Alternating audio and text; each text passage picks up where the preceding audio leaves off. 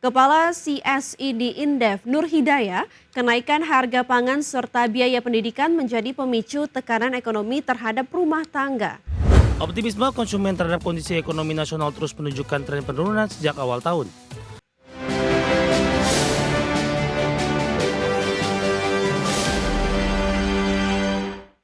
Institute for Development of Economics and Finance atau INDEF menyoroti inflasi pangan sebagai pemicu utama tekanan ekonomi terhadap rumah tangga pada Agustus 2025. Pasalnya inflasi pangan mencapai level tertinggi dalam setahun terakhir. Kepala CSID Indef Nur Hidayah, kenaikan harga pangan serta biaya pendidikan menjadi pemicu tekanan ekonomi terhadap rumah tangga. Kondisi tersebut diperparah dengan maraknya pemutusan kerja akibat kondisi ekonomi yang sedang tidak baik-baik saja. Menurut Nur Hidayah, aksi massa yang terjadi pada akhir Agustus lalu juga memperlihatkan akumulasi tekanan sosial ekonomi di masyarakat. Isu pangan dan daya beli sejalan dengan tuntutan rakyat yang meminta kebijakan lebih solutif. Lonjakan harga pangan per Agustus 2025, inflasi pangan mencapai 3,99% per year tertinggi sejak Juni 2024. Kemudian juga Juli 2025 inflasi pangan tahunan berada di 2,37% year per year dengan indeks harga konsumen sebesar 108,60. Dan kemudian juga komponen volatile food makanan yang bergejolak bertumbuh 1,25% month to month pada Juli 2024 dan andil terbesar berasal dari beras. Kenaikan harga beras dan bahan pangan pendidikan menjadi pemicu utama kenaikan inflasi dan tekanan. Indeks keyakinan konsumen pada Agustus 2025 sebesar 117,2 turun dari bulan sebelumnya. Indeks keyakinan konsumen Agustus 2025 merupakan yang terendah dalam 1 tahun terakhir. Optimisme konsumen terhadap kondisi ekonomi nasional terus menunjukkan tren penurunan sejak awal tahun. Hasil survei konsumen Bank Indonesia pada Agustus 2025 mencatat, indeks keyakinan konsumen sebesar 117,2 turun dari posisi Juli 2025 yang tercatat di 118,1. Secara tahunan, indeks keyakinan konsumen Agustus 2025 merupakan yang terendah dalam setahun terakhir. Lebih rendah dibandingkan Agustus 2024 yang masih berada di level 124,40. Meski menurun, BI menegaskan keyakinan konsumen masih berada di zona optimis. BI mencatat terjaganya keyakinan konsumen ditopang oleh indeks ekspektasi konsumen dan indeks kondisi ekonomi saat ini. Indeks ekspektasi konsumen berada di level 129,2, relatif stabil dari Juli di angka 129,6. Sementara indeks kondisi ekonomi tercatat di 105,1, turun dari bulan sebelumnya di angka 106,6. Jakarta, Tim Liputan, ADX Channel. Amazfit meluncurkan smartwatch terbaru bernama T-Rex 3 Pro. Produk ini hadir sebagai jam tangan outdoor premium dengan material tangguh dan fitur navigasi yang canggih. Harganya dibanderol seharga $399 Amerika atau setara dengan 6,5 juta di pasar global.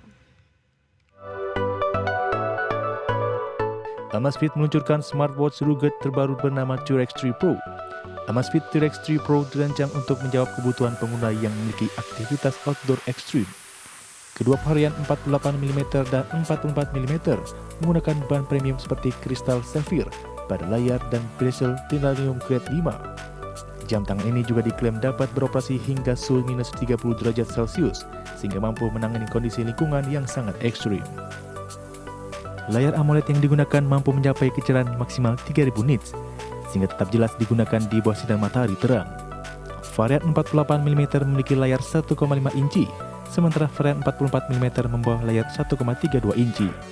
Smartwatch ini juga dilengkapi lampu senter LED color yang mendukung fitur SOS dan cahaya merah untuk menjaga penglihatan di malam hari. Fitur konektivitas pada Amazfit T-Rex 3 Pro juga menjadi nilai tambah.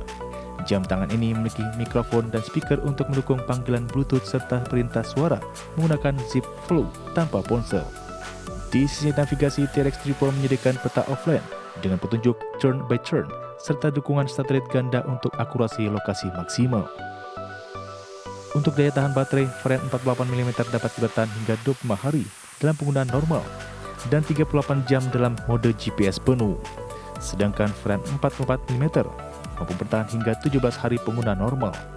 Ketahanan ini menjadikan Amazfit T-Rex 3 Pro sebagai jam tangan yang andal untuk ekspedisi panjang atau olahraga berdurasi lama.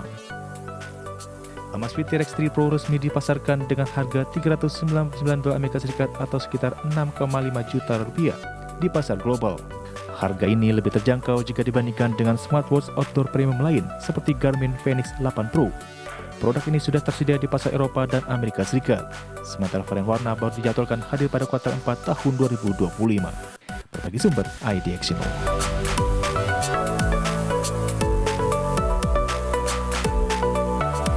Pemerintah akan menarik dana yang tersimpan di Bank Indonesia sebesar 200 triliun rupiah untuk mendorong perputaran ekonomi yang lebih cepat.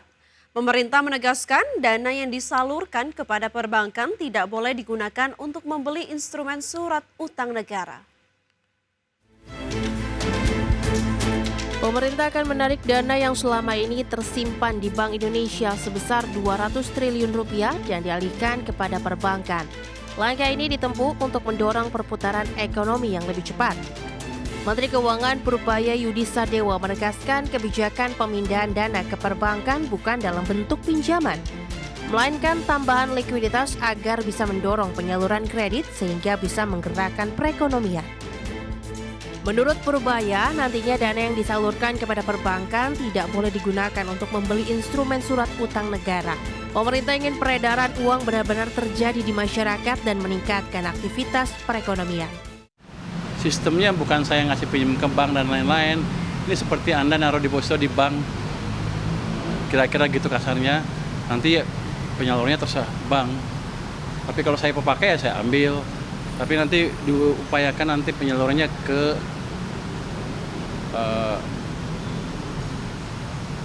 bukan dibelikan sun lagi, atau satu lagi tidak,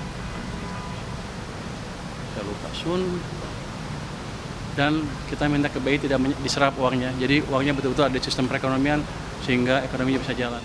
Purubaya meyakini kebijakan ini tidak akan memicu inflasi. Ekonomi Indonesia masih di bawah potensinya yang diperkirakan sebesar 6,5% sehingga dengan realisasi sekarang. Artinya masih ada ruang untuk ekonomi tumbuh lebih tinggi. Dari Jakarta, Jen Cahyani, Fakih Satrio, IDX Channel. Pemirsa, Wakil Ketua Komisi 11 DPR RI, Hanif Dakiri, meminta Kementerian Keuangan untuk berpihak pada kepentingan rakyat dalam mengelola anggaran pendapatan dan belanja negara. Hanif mengingatkan agar kinerja Kementerian Keuangan tidak semata bertumpu pada angka-angka dalam laporan, apalagi sampai mengabaikan realitas sosial yang terjadi di lapangan. Menurut Hanif, dalam setiap kebijakan fiskal pasti terdapat dinamika politik. Namun, pemerintah tetap harus fokus pada persoalan mendasar yang dihadapi rakyat.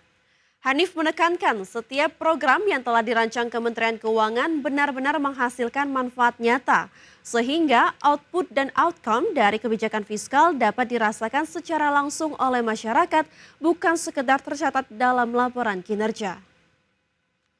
Saya berharap betul bahwa seluruh kinerja dari Kementerian Keuangan ke depan dalam rangka mengelola APBN ini benar-benar bisa menunjukkan empati yang besar kepada masyarakat. Jadi mohon betul ini agar tidak tumpuannya hanya semata-mata angka-angka yang indah ini, Pak. Dan jangan sampai mendinai realitas yang ada di bawah. Bahwa misalnya soal ada politiknya segala macam pastilah kalau dalam konteks seperti ini soal-soal politik pasti muncul. Tetapi ada underlying problems yang memang harus kita address, harus kita selesaikan dengan kebijakan-kebijakan maupun program-program.